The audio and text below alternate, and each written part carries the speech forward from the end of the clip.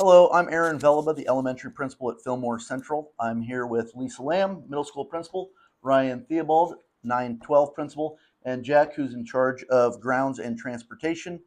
We're here to discuss the bond issue that's coming up and some of the efficiencies that are going to be found around the district if the middle school would come up here to the high school in Geneva. We'll start off with Lisa. What about some efficiencies there at the middle school?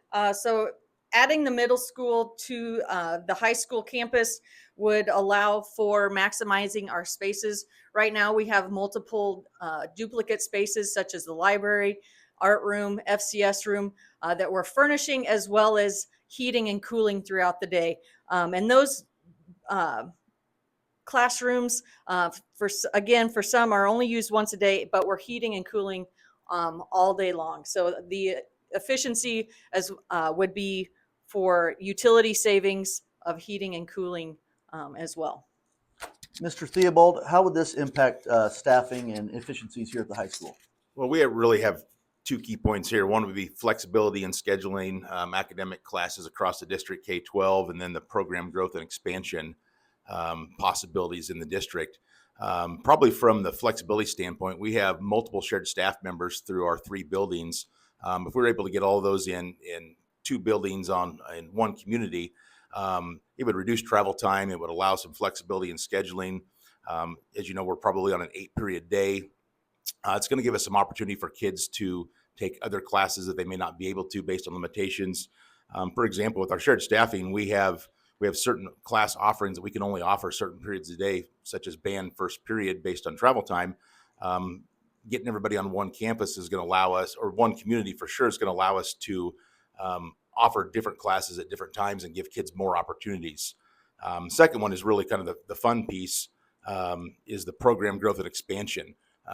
If we can get 5, 12 on one campus, for example, our F groups, our FFA, our FBLA, and our FCCLA, which are really strong programs, it's possible for us to expand those 9-12 programs to 7-12 and get kids involved at a much younger age. This could also expand to things like esports, band. We could possibly offer 7-12 band rather than 9-12 band, and really have caused that program to have some growth. Same thing could happen for our speech program. We have a solid speech program at FC. Expanding this to maybe 7th and 8th grade, maybe even 5th and 6th grade. It's hard to say, but there's just a lot more possibilities if we have everything in one spot. All right, and Jack, for you, with transportation and grounds, what kind of efficiencies might we gain? Yeah, we could have some pretty large gains in transportation. Starting off with cost, we're running 4 buses, shuttling Geneva kids to Fairmont every day, and the other way around in the end of the day. That's about over 25,000 miles a year just in that shuttle alone. And that shuttle takes about 30 minutes to load the bus, get up here, and then 30 minutes in the afternoon again. So we're cutting off an hour that kids are on the bus in a day. There's large savings in fuel cost and staffing. That would be around the $33,000 mark. And that's not including depreciation of the buses or repairs. So that savings would be greater. Then cutting off that hour, we are able to actually start getting kids home sooner, and then possibly being able to go farther or serving our community better.